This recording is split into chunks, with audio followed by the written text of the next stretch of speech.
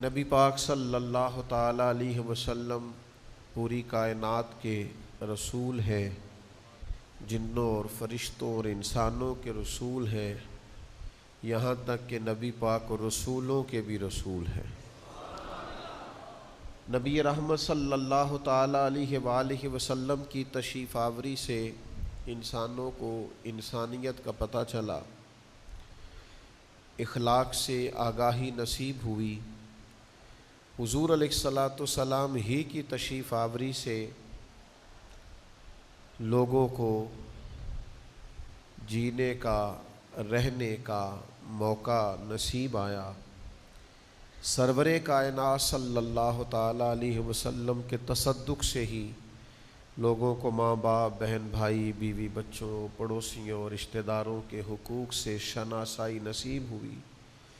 حضور علیہ السلام کی بدولت ہی ہمیں اللہ کی آخری کتاب قرآن مجید نصیب ہوئی، اور مجھے کہہ لینے دیجیے گا کہ نبی پاک کی بدولت ہی، حضور کے صدقے ہی ہمیں پتہ چلا کہ ہمارا خالق کون ہے، ہمارا مالک کون ہے۔ فلا و ربی کا، اے محبوب مجھے تیرے رب کی قسم ہو۔ جب اللہ تبارک و تعالیٰ بھی اپنے محبوب صلی اللہ تعالیٰ علیہ وسلم کی طرف نسبت کر کے قسم بیان فرمائے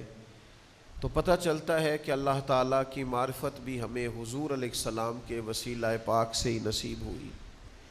پھر آپ کبھی غور فرمائیں تو انسان دنیا میں آتا ہے، اللہ اپنی رحمت سے جب کسی کو اولاد سے نوازتا ہے تو انسان پیدا تو اللہ کے کرم، اس کے فضل سے ہوتا ہے، لیکن جب وہ انسانیت کے اصول سیکھتا ہے تو سرکار کی سنت کی برکت سے سیکھتا ہے۔ بچہ پیدا ہونے کے بعد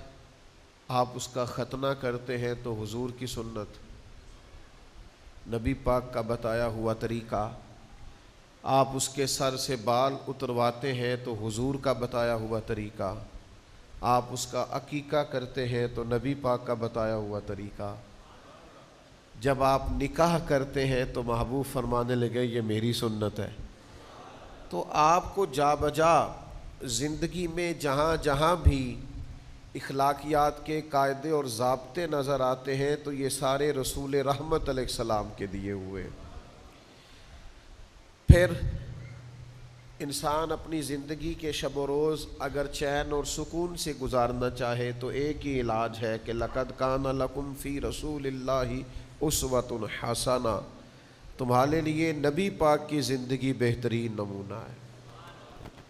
پھر وہ دنیا سے جاتا ہے تو قبر میں جب پہنچتا ہے تو وہاں بھی 3 سوال ہیں، اور لازمی سوال یہ ہے اور آخری سوال یہ ہے کہ بتا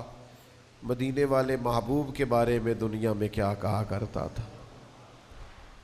یہ اگر مکمل ہو جاتا ہے تو قبر میں آسانی ہوتی ہے۔ محشر کے میدان میں جب وہ جاتا ہے تو پل صراط ہو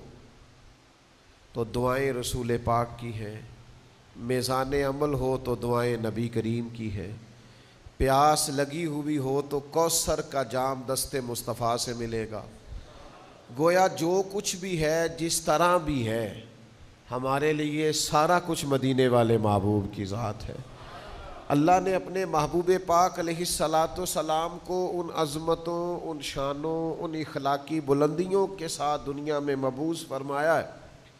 کہ کامل اور مکمل نمونہ حضور کے اسوہ پاک کا ہمیں نصیب ہوتا ہے تو پھر کچھ لوگ اس کی ترجمانی کرتے ہیں اور ہماری زبان میں سادہ الفاظ میں ہمیں سمجھاتے ہیں کہ سیاہیاں مجھ میں، داغ مجھ میں، جلے اسی کے چراغ مجھ میں، اثاثہ قلب و جاں وہی ہے، میرا تو سب کچھ میرا نبی ہے۔ میرے گناہوں پہ اس کا پردہ، آپ نے سن رکھا ہے کہ پرانی امتیں گناہ کرتی تھی تو دروازوں پہ لکھ دیا جاتا تھا۔ تو خطائیں تو آج بھی بے شمار ہوتی ہیں، ہم تو جرموں سے بھرے ہوئے لوگ ہیں۔ کس کا صدقہ ہے کہ پردے پڑے ہوئے ہیں، عزتیں بنی ہوئی ہیں، وقار قائم ہے، تو کہا کہ میرے گناہوں پہ اس کا پردہ، وہ میرا امروز میرا فردہ، ضمیر پر حاشیے اسی کے، شعور بھی اس کا وضع کردہ، وہ میرا ایمان میرا تیقن، وہ میرا پیمانہ تمدن، وہ میرا معیار زندگی ہے، میرا تو سب کچھ میرا نبی ہے۔ وہ میرا معیار زندگی ہے، میرا تو سب کچھ میرا نبی ہے، وہ میری منزل بھی ہم سفر بھی، میں جا بھی حضور کی طرف ہی رہا ہوں، لیکن رستے میں مجھے جو کرم حاصل ہے نا وہ بھی نبی کریم کا ہی حاصل ہے۔ حضور کی رحمت ہی میرے ساتھ ساتھ چلتی ہے تو میں محبوب کی طرف بڑھتا ہوں۔ وہ میری منزل بھی ہم سفر بھی، وہ سامنے بھی پس نظر بھی، وہی مجھے دور سے پکارے، اسی کی پرچھائی روح پر بھی، وہ رنگ میرا وہ میری خوشبو، میں اس کی مٹھی کا ایک جگنو، وہ میرے اندر کی روشنی ہے، میرا تو سب کچھ، وہ میری منزل بھی ہم سفر بھی، وہ سامنے بھی پس نظر بھی، وہی مجھے دور سے پکارے، اور اسی کی پرچھائی روح پر بھی، وہ رنگ میرا وہ میری خوشبو، میں اس کی مٹھی کا ایک جگنو، وہ میرے اندر کی روشنی ہے، میرا تو سب کچھ۔ اللہ آپ کو جزائے خیر عطا کرے۔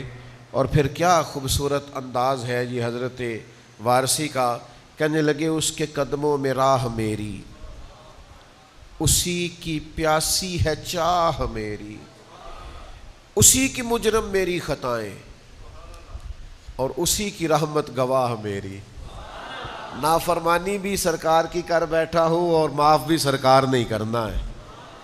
اسی کی مجرم میری خطائیں، اسی کی رحمت گواہ میری، اسی کا غم مجھ کو ساتھ رکھے، وہی میرے دل پہ ہاتھ رکھے، وہ درد بھی ہے سکون بھی ہے، میرا تو سب کچھ میرا نبی ہے، ازل کے چہرے پہ نور اس کا،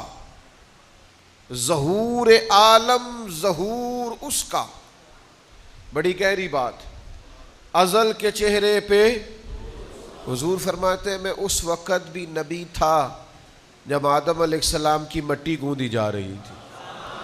تو ازل کے چہرے پہ نور اس کا، اور ظہور عالم یعنی جس کی بھی عظمت کا پتہ چلا ہے محبوب کے صدقے ہی پتہ چلا ہے، ازل کے چہرے پہ نور اس کا، ظہور عالم ظہور اس کا، خود اس کی آواز گفتائے حق، خود اس کی تنہائی طور اس کا، وہ بولے تو حق کہتے ہیں اور تنہائی میں بولے تو یوں سمجھو جیسے کوہ طور پہ زیارت نہیں ہو رہی، ازل کے چہرے پہ نور اس کا، ظہور عالم ظہور اس کا، خود اس کی آواز گفتائے حق، خود اس کی تنہائی طور اس کا، بہت سے عالی مقام آئے لیکن خدا کے بعد اس کا نام آئے، شان حضرت ابراہیم کی بھی کیا بات ہے، جناب موسیٰ علیہ السلام کی بھی، حضرت عیسیٰ روح اللہ علیہ السلام کی بھی کیا بات ہے، بہت سے عالی مقام آئے پر خدا کے بعد اس کا نام آئے، وہ اولی ہے وہ آخری ہے، میرا تو سب کچھ میرا نبی ہے۔ جب قیامت کا دن ہوگا نا تو ہمارے لیے بڑی مشکل ہوگی، ہمیں تو سارا پتہ ہے نا، پتہ تے سارا ہے نا سردار نو کیتیاں دا۔ حضرت وارثی کہتے ہیں نہ مجھ سے بارے عمل اٹھے گا، نہ عضو ہی کوئی ساتھ دے گا، نہ مجھ سے بارے عمل اٹھے گا، نہ مجھ سے عملوں کا بوجھ اٹھایا جائے گا، اور یہ جو میرے اعضاء ہیں نا یہ میرا ساتھ نہیں دیں گے، ان پر تو ویسے ہی بڑی سختی ہوگی، نہ مجھ سے بارے عمل اٹھے گا، نہ عضو ہی کوئی ساتھ دے گا، اگر کہے گا تو روز محشر خدا سے میرا نبی کہے گا